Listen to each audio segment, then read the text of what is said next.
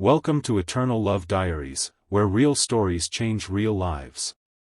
Every love carries a story. And here, each one is told from the heart. Today's story follows James, a 38-year-old construction manager battling chronic back pain after a worksite accident. When he reluctantly visits a new doctor as his last hope for relief, he finds Dr. Eliza Bennett, brilliant, compassionate, but carrying a burden no medical textbook could prepare her for. Their professional relationship takes an unexpected turn when, after his final appointment, she makes a vulnerable request that crosses professional boundaries.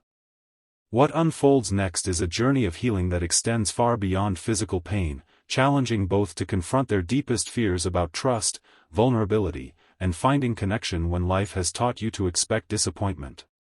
Sometimes the most profound healing happens when two broken people find each other at exactly the right moment. "I'm sorry, Mr. Calloway, but there's nothing more I can do for you." The words hung in the air of the sterile examination room as James stared at the ceiling, his jaw clenched tight enough to crack teeth. This was the third specialist in 8 months who had essentially told him to accept a life of pain. The accident that had crushed 2 of his vertebrae had also, apparently, crushed his hopes for a normal life. He'd built skyscrapers and bridges with his bare hands for 15 years, and now he could barely build himself up enough to get out of bed some mornings. James nodded mechanically as the doctor rambled about pain management strategies and accepting new limitations, phrases that felt like nails in the coffin of the life he once knew. At 38, he wasn't ready for a lifetime of disability checks and pill bottles. The construction company had been decent enough with workers' compensation, but money couldn't replace purpose. He collected the referral slip the doctor handed him with little enthusiasm. One last specialist to try before surrendering to his new reality, Dr. Eliza Bennett, spinal rehabilitation specialist. The waiting room at Lakeside Medical Center was surprisingly warm, with soft lighting and actual artwork on the walls instead of the usual medical posters about hand washing and flu symptoms. James shifted uncomfortably in his seat, checking his watch. It was 4:45 p.m., and his appointment was the last of the day at 5 o'clock. He'd almost cancelled 3 times that morning. What was the point? Another doctor, another disappointment, another day of false hope. The receptionist had called him personally when he hadn't shown up for his previously scheduled appointment 2 weeks ago, something about Dr. Bennett having a cancellation policy but being willing to give him another chance. "Mr. Calloway?" A woman's voice pulled him from his thoughts. She stood in the doorway between the waiting area and the examination rooms, not what he'd expected. Dr. Bennett appeared to be in her mid-30s, with dark hair pulled back in a simple ponytail, wearing a white coat over simple navy slacks and a blouse. No flashy jewelry or designer clothes like the last specialist who charged $400 for a 20-minute consultation. Her eyes were what caught his attention though, warm but tired, like someone who carried the weight of others' pain alongside her stethoscope. The examination was different from the start. Dr. Bennett spent nearly 30 minutes just talking to him before even asking him to remove his shirt for the physical assessment. She wanted to know about his work, his daily routine before the accident, what activities he missed most.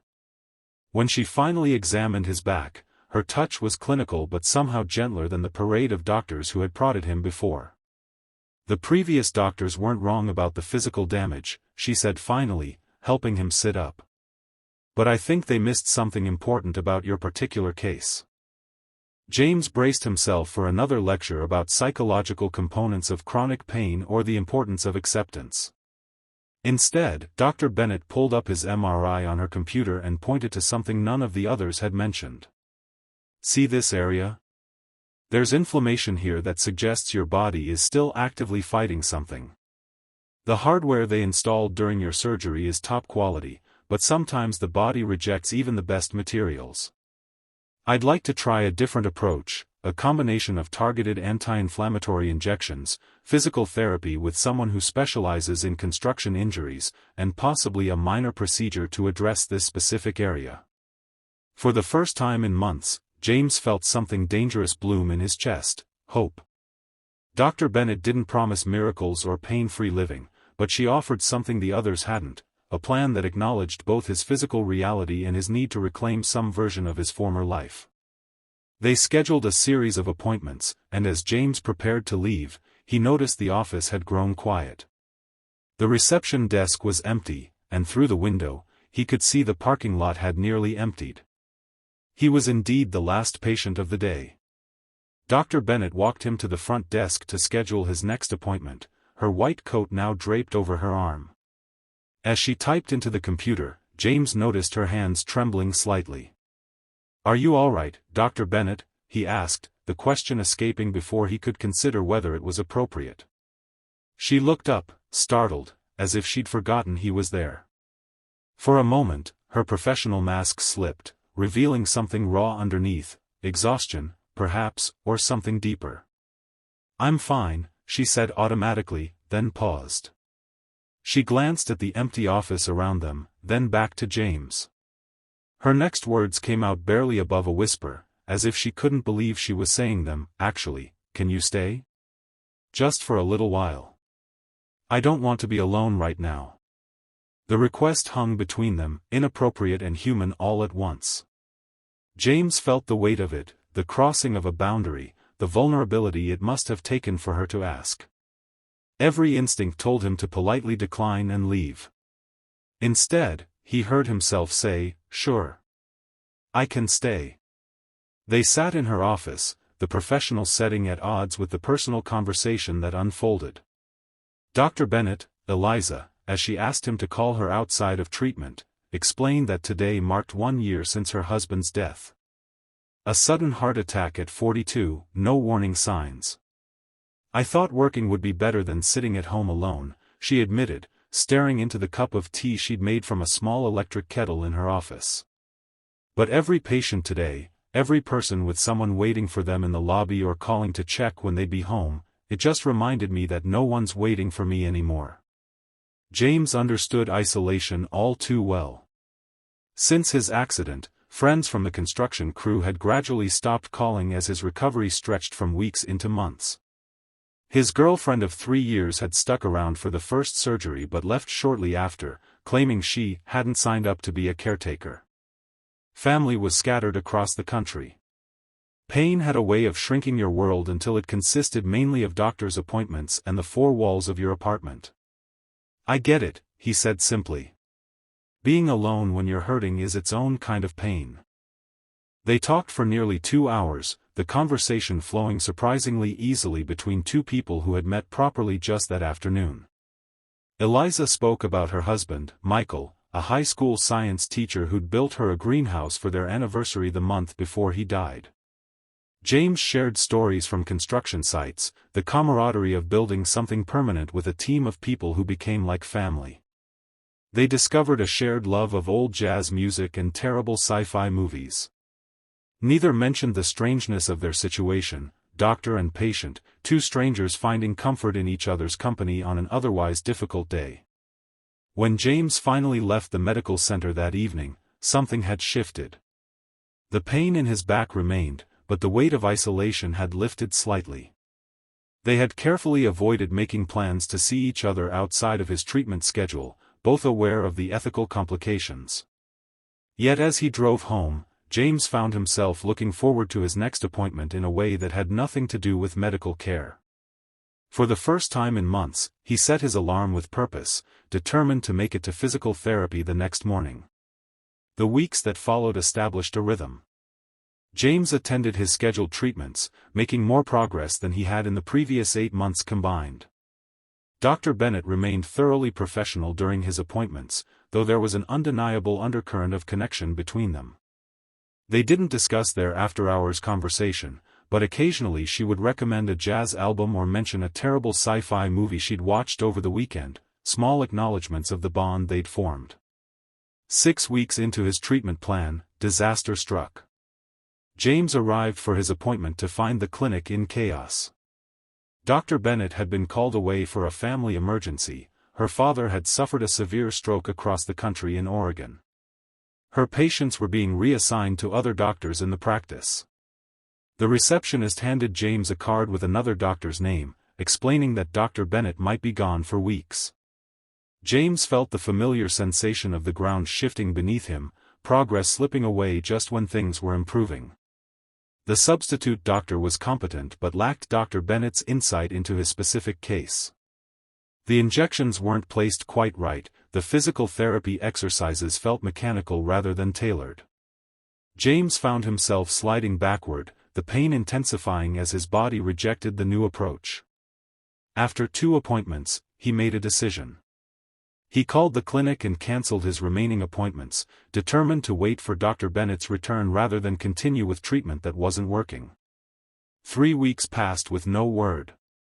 James managed his pain as best he could, forcing himself to continue the exercises Dr. Bennett had prescribed, though without her guidance, he worried he might be doing more harm than good. He caught himself checking his phone constantly, though for what, he couldn't say. They had never exchanged personal contact information. Their connection, whatever it was, existed only within the walls of her medical office. Yet he found himself missing not just her medical expertise, but her presence, the way she listened, really listened, as if his words mattered. The call came on a rainy Tuesday evening. An unfamiliar number with an Oregon area code. James answered to find Eliza's voice on the other end, apologizing for the personal call. She'd gotten his number from his medical file, completely unprofessional, she admitted, but she'd heard from the clinic that he'd cancelled his appointments. "Are you all right?" she asked, concern evident even through the phone's tinny speaker.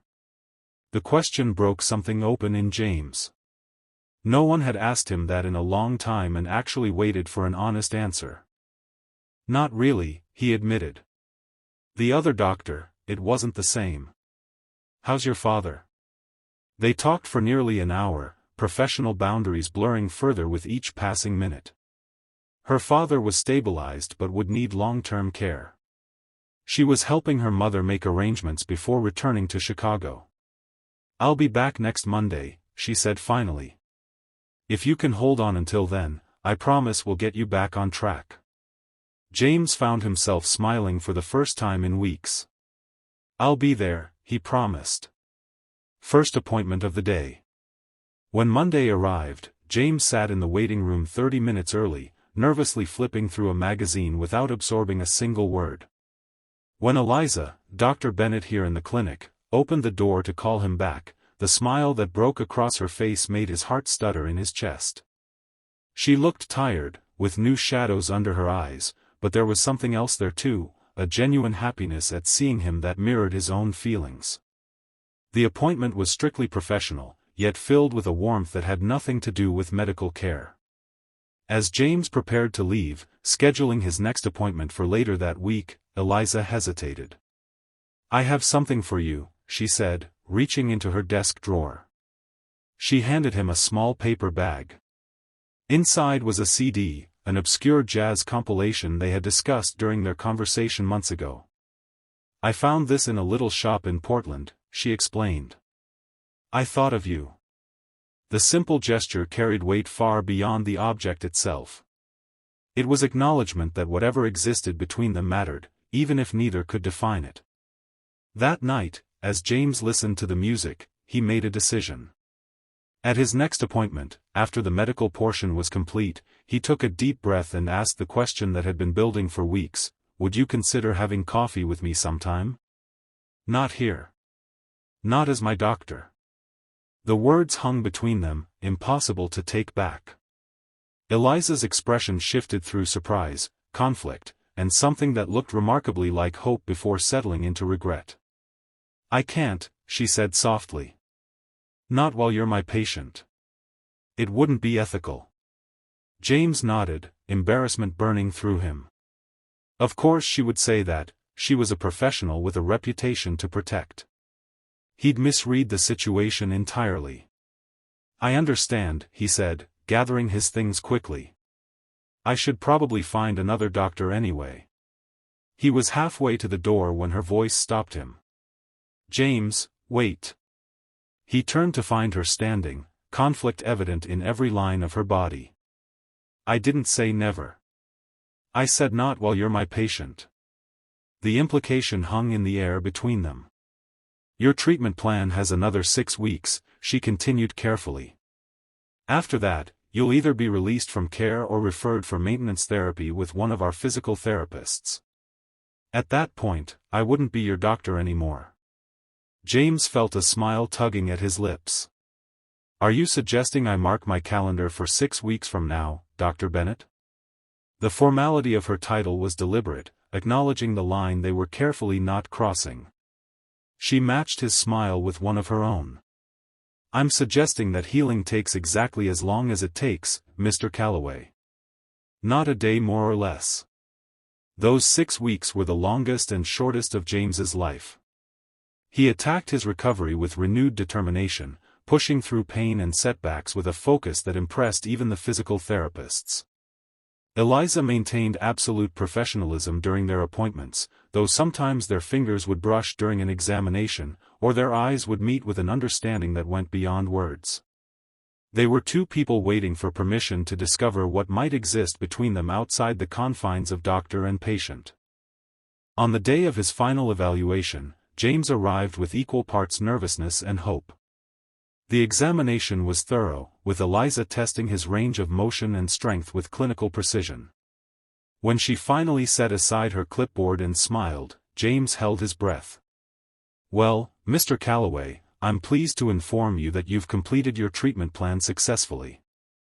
You'll need to continue your home exercises and check in with physical therapy monthly, but you no longer require my direct care. The words were formal, but her eyes told a different story. James nodded, processing what this meant beyond his medical care. So what happens now? He asked quietly.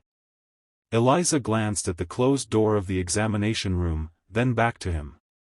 Now I write you a final prescription, she said, scribbling something on her prescription pad. She handed him the paper, and James looked down to find not medication instructions, but an address and time. 7 p.m., tomorrow. It's a little jazz club on the north side. I hear they have excellent coffee. Her smile held both vulnerability and invitation. We'd love to know, which country are you watching from? Drop a comment below. If this story moved you, inspired you, or made you believe in second chances, show your support by hitting the like button. Subscribe to Eternal Love Diaries for more stories that touch the heart and change perspectives. Sometimes healing comes in unexpected forms, and the people who help us rebuild aren't always the ones we anticipated. The most profound connections often begin in our most vulnerable moments, when we find the courage to simply ask someone to stay. From Chicago, Illinois, United States.